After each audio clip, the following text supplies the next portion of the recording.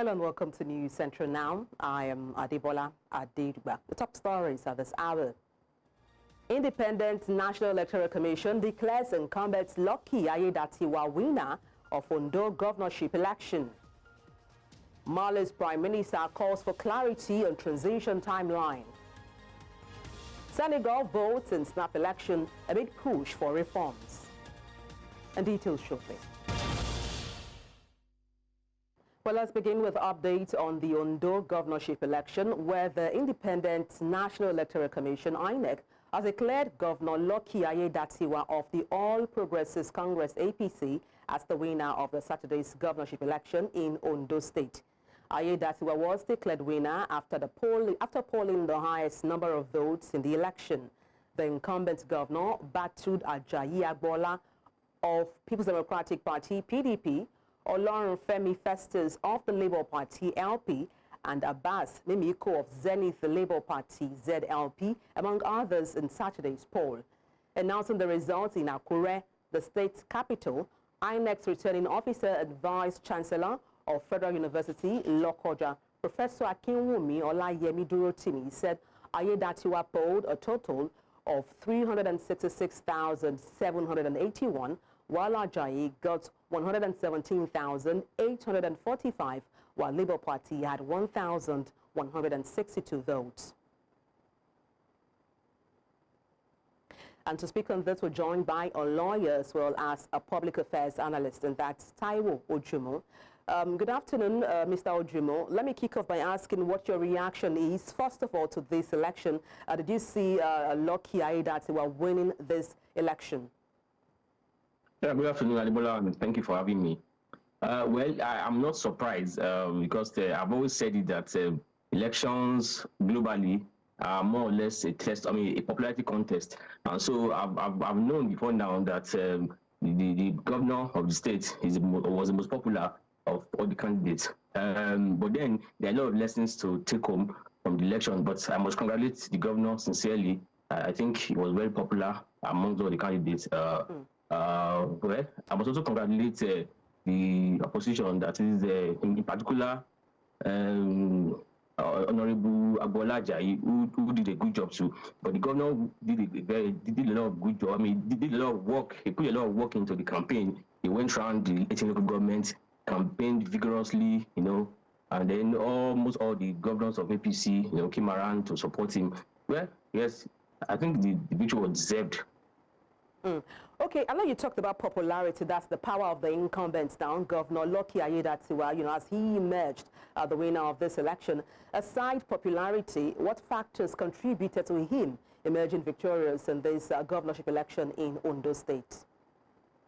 Yes, well, like we always say, there's what we call the power of incumbency, which cannot be swept under the carpet. The fact that he has been governor for the past 10 months, going to 11 months now, gave him a major edge over a major contestant or his major opposition, that is Bola Jai. And then beyond that, to structure, you can't also underplay or overemphasize the role of structure. APC, as of now, is the ruling party in Nigeria, and of course, was ruling party. Is currently ruling party in those states. And so those are some of the things that played important roles, politically for him. And then APC covered the field in the sense that almost every nook and cranny of the state has somebody who was appointed. You recall that not quite long. I think about maybe 2 months ago, thereabouts, the governor did appoint over 300 and something SAs and SSAs. I think those appointments were strategic in helping him to get this victory. Now, talking about strategy now, let's talk about other parties that had low vote counts. For instance, parties like Labour Party that had 1,162 votes, as well as the Zenith Labour Party. What do you say to these low votes for them regarding their influence in a place like Ondo State? Yes, for parties like well, the thing is let me I will speak on the Labour Party candidate. You recall that in the past couple of weeks and months, the Labour Party in Ondo State has been rocked by all manner of internal crisis, and I've always maintained that one of the major cankerworms that eat up any political party his internal crisis. You know, just I think about 24 hours before the election, what's it called? A ruling came from the court to the effect that the man who eventually contested for under Labour Party was the original Labour Party candidate, and that one Mr. Ebisheni was not the rightful candidate. You know, these are some of the things that could go a long way in affecting the popularity or the outcome of an election. Then I think we should get to a point now where all the smaller parties in court now should come together and form some kind of alliance to battle the major ruling party. I don't think that it is wise for as many as 13 parties to be contesting in an election where we know that the common giant or the common person you are fighting is the ruling party, and that person has a major hedge over the rest. So moving forward, I think that other smaller parties should come together and make very formidable alliances. Now let's draw notes. I mean, let's look at our notes now. Looking at elections that played out in Ondo State last year, how would you assess INEC's performance in organizing as well as managing this election compared to past elections in Ondo State? Well, the thing is, if you ask me, I think I'll give INEC a C. Before this election, I've said this several years that I'm rooting for INEC. I was sincerely want INEC to work. I so much believe in INEC. INEC did not do abysmally poorly, but then I think INEC would do a lot better. There were still instances of glitches. The same glitches we'll be complaining about. For instance, now the candidate of the PDP, after he cast his votes yesterday, he was interviewed, and I think he did complain bitterly as to how the process was so slow, how the beavers was so slow, and the like, and the rest. But for me, I think the major lesson from this election, which I participated in, is the fact that I was crestfallen and disconsolate when I saw the level of vote buying that was going on. This is a very sad development for the politics of Nigeria. I don't know. I'm still trying to look for. I'm looking forward to a day where INEC can come up with a lasting solution to reduce or to curb this new cankerworm now, which is vote buying. This is a very sad story. I witnessed it, and the funny thing that there were security personnel there who supervised the process, and they were all there, laughing. Personally, I was heartbroken yesterday when I saw the level of vote buying that went on. Yeah. Mr. Ojumo, when you say you saw a lot of vote buying going on, what claims or what facts do you have to substantiate, such claim? Well, I witnessed it. I was there, and so I have no reason to come live on TV now and be lying about these things. But then, like I said, I'm not accusing any party of doing this. I think it was a general thing. It's just that it's just that some party outbought the other. Outpaid others. So I think the issue is not local to a particular party. I think it was done across the board.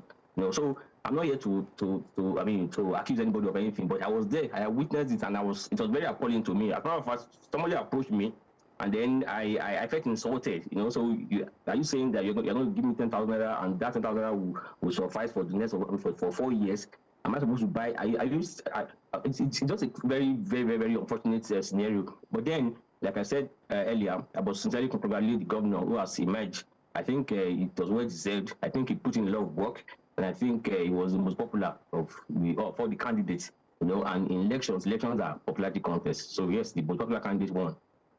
All right, thank you so much for your thoughts on the news. Taiwo Ojumo, public affairs analyst as well as a lawyer. Many thanks indeed. Yeah, thank you for having me. Residents of Ondo State have described the recently conducted election as peaceful and devoid of any incidents. Our Abuja Bureau Chief, Amadine Oyi, was on the ground at the riverine communities in Ilaje local government area of the state. He files in this report.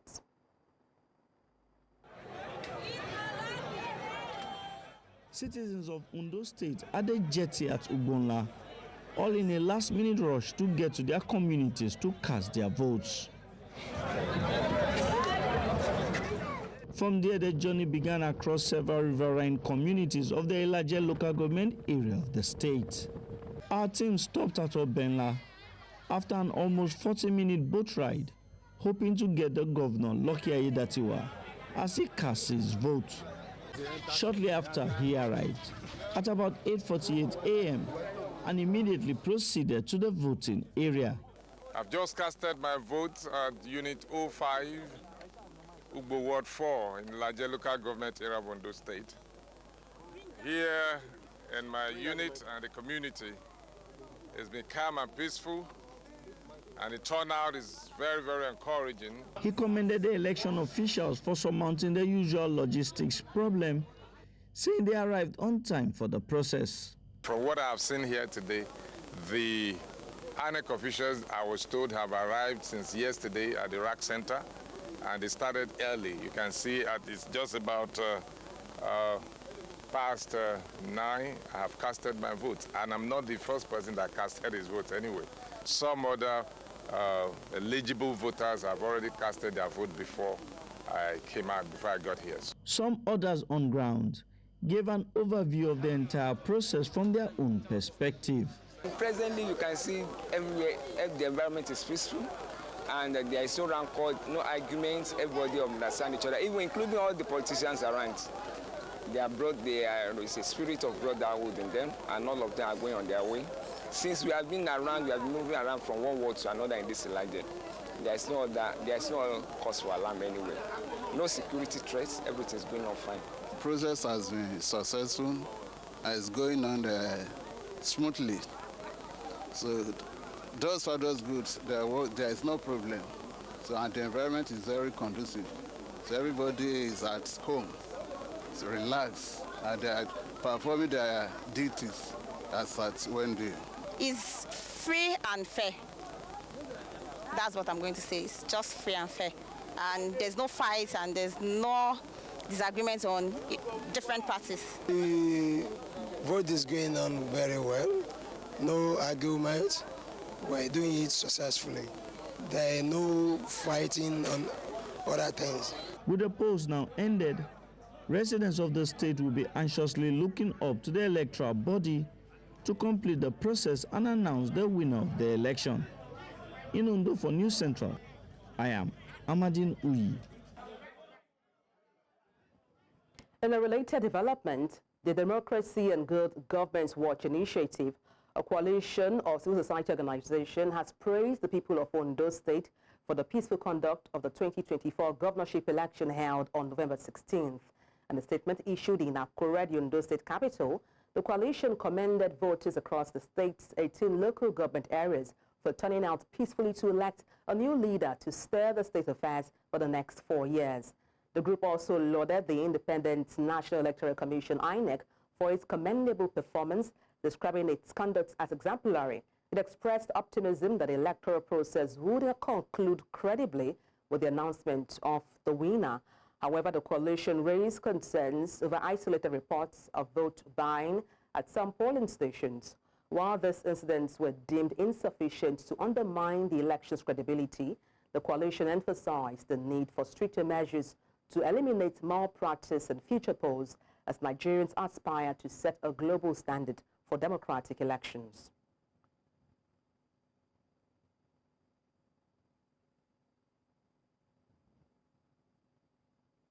After the break, talking about Ogun local government polls, APC wins 20 chairmanship, 236 councillor seats. Join us shortly. Thank you for staying with us.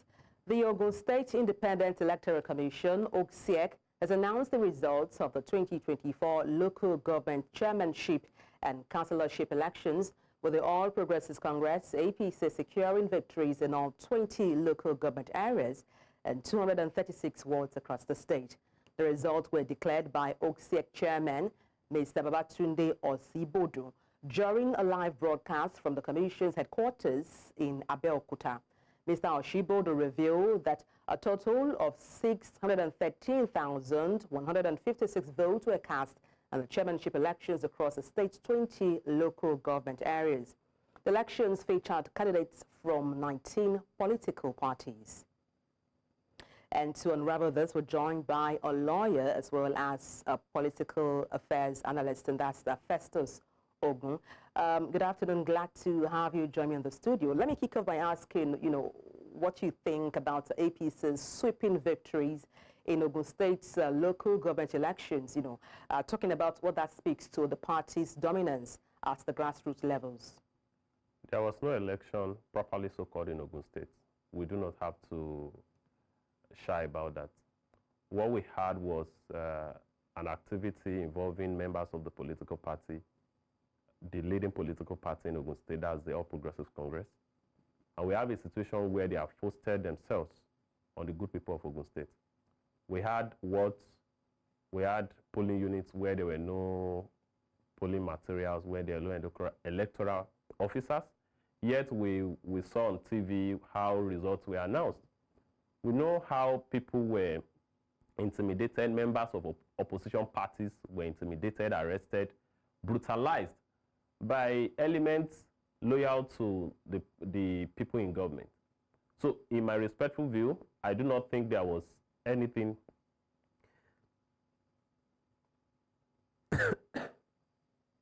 called an election in Ondo State. When you say there is nothing called like an election in Ondo State, where does that leave other party members going forward? I strongly feel that the election was not a reflection of the will and aspiration of the people of Ogun State. Yes, there were other members of other political parties that participated in the election. But was there an election? That's the question we've been asking ourselves. When you go to wards, you go to polling units, some, there were no electoral materials, some, the electoral officers were there, but there were no electoral materials. And that happened virtually in all parts of the state.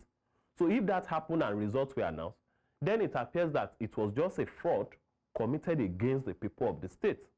And this brings to mind the very important question that, are we truly ready for democracy in this country? If we say we are operating a democracy, a constitutional democracy at that, are we going to keep a situation where a local government authority is now cherry-picked by the people in government? It shouldn't be so.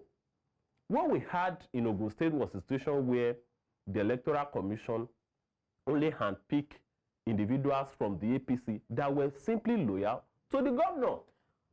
So, in my view, it was just a case of fulfilling unrighteousness. It was just a case of fulfilling unrighteousness that, oh, we have conducted an election because there ought to be an election. But in the real sense of it, were the people really given the opportunity to choose their leaders? Now let's talk about the people now, talking about the people themselves as the electorate. How would you describe voter turnout in this election? I know you raised concerns about electoral materials not, being available, as well as electoral officers not being present while this election were conducted in certain areas of the state. How about the people themselves, the electorate? What was the voter turnout like? Well, it was very obvious that the people could not have participated in the process because those that should have conducted the election did not even give room for that. I saw videos online how people that went, even a person contesting in the election, went to his own polling unit and they told him that, look, there were no ballot papers for the election that he was running for. That is to show you that it was just a case of fulfilling unrighteousness. Those who were meant to conduct the election were only interested in doing so just for the sake of it, because one, people could not exercise their franchise, so we cannot pass any blame on them because there was no ideal platform where they can express themselves or choose their leaders. So if such platform is not provided for, so why should we even be, maybe passing any blame or guilt tripping the electorate? Well, I do not think the electorate should be blamed at all. Well, just to point out there, not like we're passing blames or guilt tripping the electorate, just understand the size or magnitude of voter turnout, as they are also active members when it comes to democracy in Nigeria. But then let's talk about going forward now. Let's talk solutions now. Looking ahead, what lessons have we learned in hindsight when it comes to electoral officers like INEC in conducting elections? What have we learned so far to help improve on the processes of elections going forward? I do not believe that state electoral commission are capable of conducting elections in Nigeria as it stands. You see, the provision of Section 151 of the Electoral Act is very clear that state electoral commissions cannot conduct any election that contravenes the provisions of the Electoral Act in respect of area council. So the procedures for conducting election in area council, that's in Abuja, has to be applied in equal force by state electoral commission. So when state electoral commission acts outside the scope of the provisions of the Electoral Act in respect of area council, then what the election conducted by them will be deemed as invalid. So because most of the governors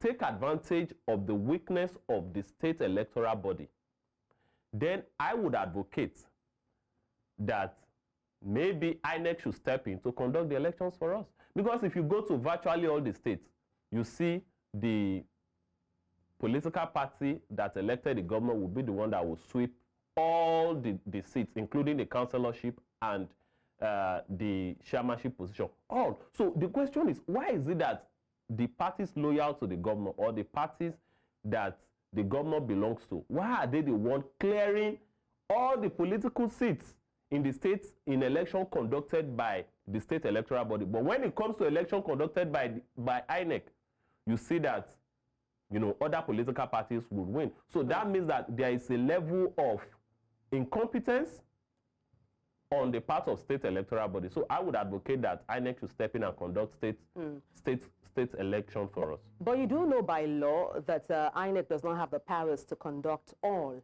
of the state elections. That may need to be adjusted in the Constitution.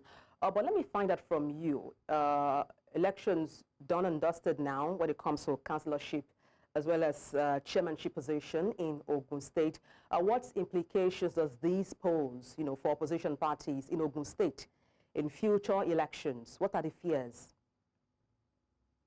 I am afraid, again, I'll say it for the 10th time, that the Electoral Commission in Ogun State, the OCEC, is incapable of conducting free, fair, and credible election. The state opposition political parties have a responsibility to challenge these cases of malpractices in courts. As it stands, they have that responsibility to challenge the election. If not, this perilous precedent will be repeated in years to come. And considering the significance of the local government council in light of the recent Supreme Court judgment, we cannot afford to toy away with how a local government chairman or the councillors will be elected into office. So I feel that the opposition parties has to be more vigilant and they should not allow these infractions to slide. I think they should take action. All right, thank you so much for your expertise on the news. Festus Ogun, public affairs analyst as well as a lawyer. Thanks also for your kind company. Thank you for having me. And still on election matters, the 2024 local government election in Ogun State was peaceful and proceeded smoothly in most parts of the state. However, many voters report that the process has been significantly marred by poor turnout, and more notably, the late arrival of electoral officers at polling units. Our correspondent Bernard Akede monitored the exercise across various parts of the state and now reports. It is D-Day in Ogun State and everything is set for the local government elections across the 20 local government areas. Here at the Obafemi Owode local government office, It's a hive of activities, security operatives present in their numbers, electoral staff are receiving final instructions, and vehicles transporting materials are leaving one after the other. However, there seems to be an issue. This is about 10:25 a.m. Elections should commence by 8 a.m. and we're still at the distribution center, the local government office here in Obafemi Owode local government, and materials are just being moved. I did mention that some people are just receiving instructions and information behind me. By 25 minutes past 10, that's 2 hours and 25 minutes behind time. The ripple effect of the late departure of materials from the local government center was evident at the polling units. Electoral materials arrived significantly late, as many had predicted, much to the displeasure of the voters. As it debut, in Baton so far, we cut it debut 7, so I'm on the debut 7:25. We 7 yẹn taba ma debut, wọ́n ti lé àwọn orúkọ yẹn. Ohun tá àkọ́kọ́ rí ni pé wọ́n ṣí gate fún wa rárá. Wọ́n ṣí gate ní bí 10:30 fún wa. Àwọlé ńgbà tá dé jókòó, a rí àwọn tí àwọn INEC àbáwọn kankan láti pé gbogbo ọ̀pọ̀lọpọ̀ ti bínú lọ, àwọn èèyàn ti wá gan tán ti bínú lọ. Beyond the issue of lateness, other concerns were raised by certain aggrieved voters at this polling unit. Based on the what's it called, the voters list that we have here, we have over 1,000 names. But then, to our dismay, we only got 100 pieces of ballot papers, and which is just about 10%, if not even less, to what we have in total, and that to me cause for a concern. Although residents of Ogun State complied with the no movement directive intended to allow them cast their votes, many polling units visited were sparsely populated, which was another source of concern.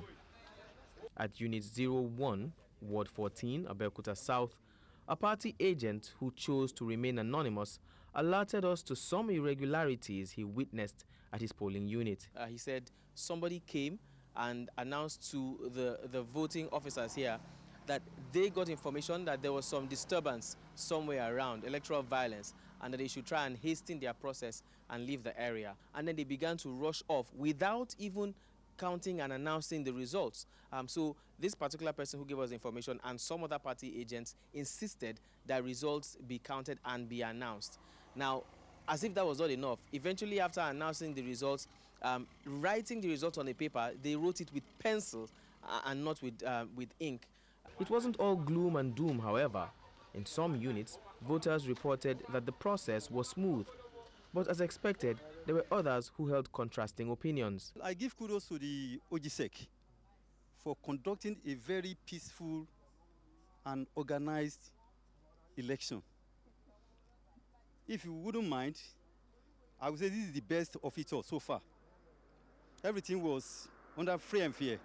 We have all the agents, you know, they conducted themselves very well. The turnout, on the other hand, has been very poor. It's quite unfortunate. Nigerians complain about bad governance, bad government, things are not working, but they seem not to be taking the giant strive, to make things work in our society. As voting activities conclude and results are collated and counted, it is clear that the eventual winners have expectations to be met. The Electoral Commission must also address the challenges raised ahead of the next election. In Abeokuta for News Central, I'm Bernard Akede.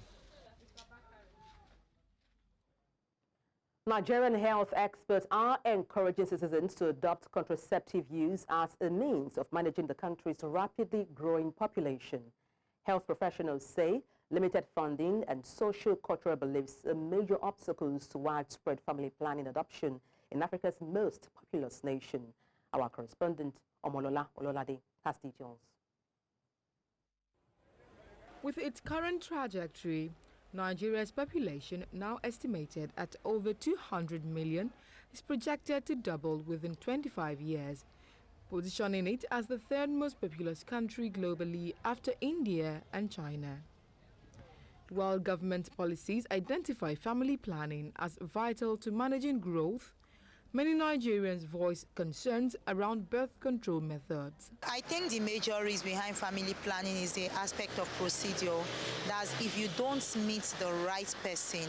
You know, some people in the quest to do family planning could end up meeting people that are not specialists, and before you know it, they end up risking their lives and their fertility status. The reason why they actually went into it because they were trying to prevent pregnancy, but at some point when they now needed the pregnancy, they started having little complications. Sometimes maybe removing it, even after removal, it's now difficult for them to conceive. Many women and many families give birth, call it unwanted children. But no any children that is unwanted. It is due to lack of knowledge of family planning. That is why they continue to give births. Alongside cultural beliefs and misconceptions, experts cite funding as a critical barrier to promoting family planning nationwide. We can talk about what the federal government is putting into the Federal Ministry of Health, but at the state level, in terms of ownership, in terms of sustainability and buy-in, it is very, very poor. If states can allocate funds, even if it is 10% of their annual budget for FP, we will not be in the situation that we are now. Despite these challenges, contraceptive use offers significant health benefits for both mothers and children. When women take up family planning, they are able to decide the number of children they want to have, and then this will impact in the family economics. You are able to cater to the children, send the children to school. The reality in Nigeria is that we all want our children to go to the best schools, and it doesn't come cheap.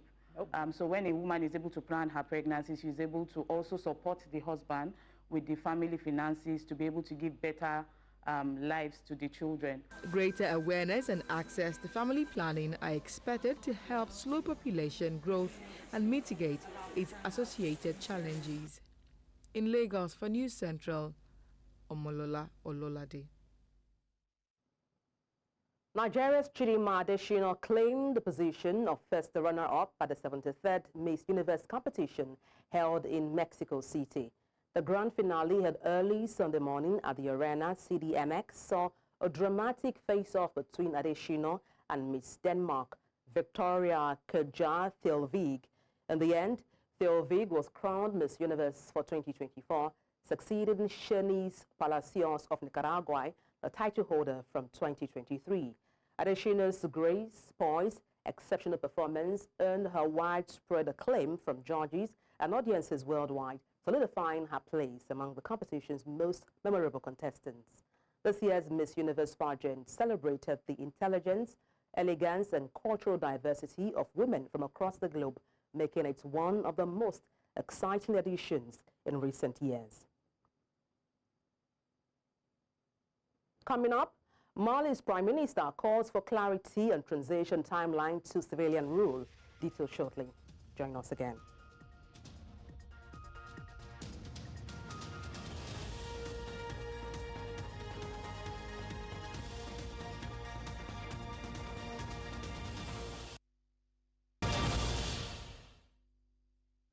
Thank you for staying with us.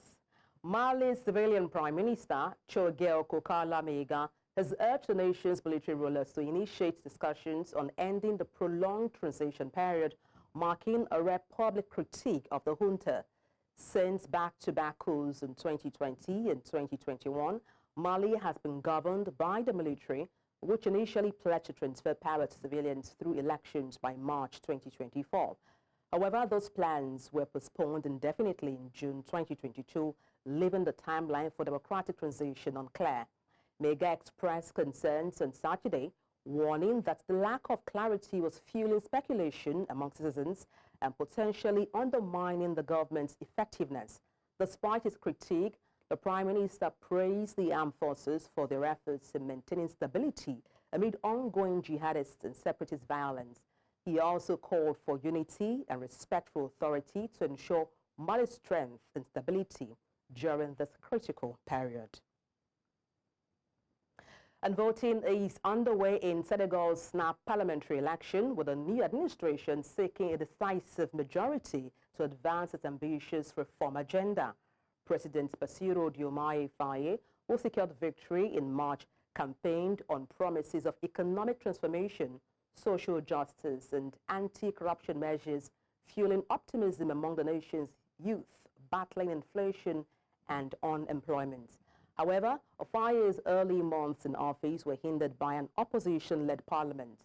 In September, he dissolved the chamber and called for fresh election at the earliest constitutional opportunity.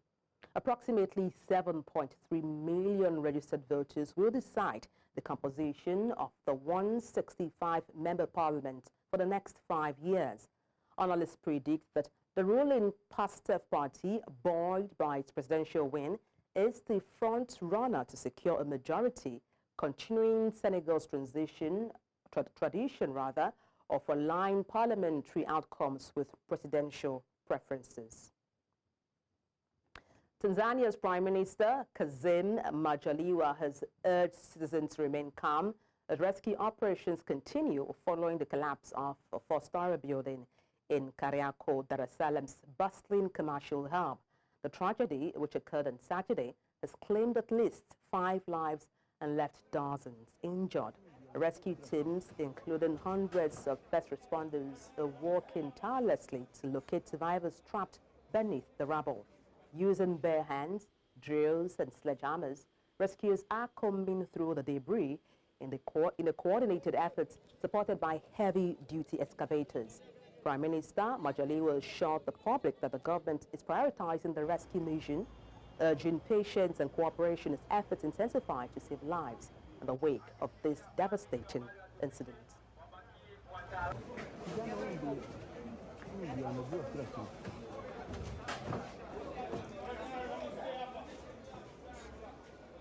Niwahakikishie kwamba kazi hii tutaendelea nayo kuhakikisha kuwa tunakwenda kuokoa mpaka mtu wa mwisho. Tuendelee kuomba Mungu kwamba hao tunaookoa waendelee kuwa hai. Niwasihi ndugu na jamaa na marafiki na jamii ya wafanyabiashara.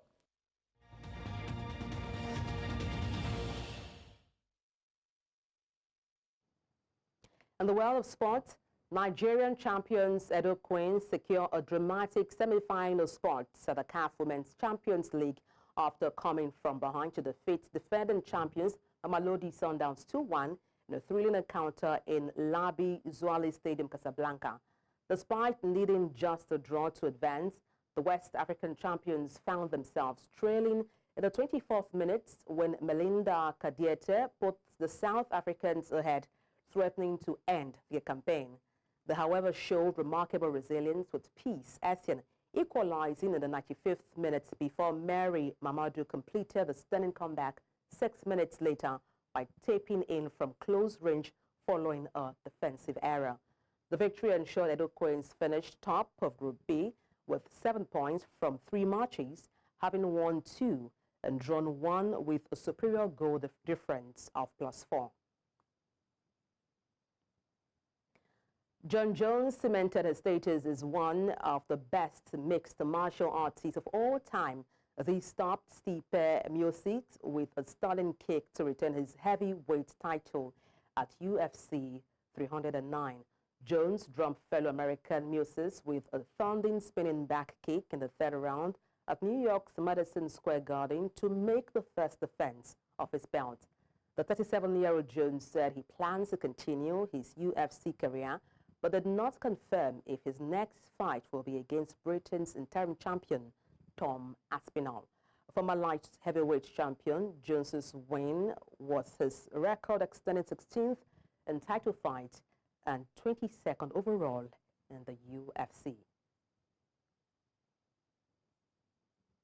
5-time Grand Slam champion Igor Swiatek clinched back-to-back wins to lead Poland into their first Billie Jean King Cup semi-final on Saturday. Swiatek, the world #2 in singles, but playing her first doubles match in the tournament since 2019, teamed with Katarzyna Kawa to defeat Maria Bukoza and Katarina Siniakova 6-2, 6-4 to complete a comeback 2-1 victory over Czech Republic. Among the semi-finals, Poland will now face 2023 runner-ups Italy, who earlier edged out Japan 2-1. And that's all on the news. Let's take a look again at some of the major stories. Independent National Electoral Commission, INEC, declares incumbent Lucky Aiyedatiwa winner of Ondo governorship election. Mali's Prime Minister calls for clarity on transition timeline. Senegal votes in snap election amid push for reforms. You can watch News Central live on DSTV, channel 422, Star Times, channel 274, Avo TV, and YouTube. Many thanks for watching. I am Adebola Adedugba.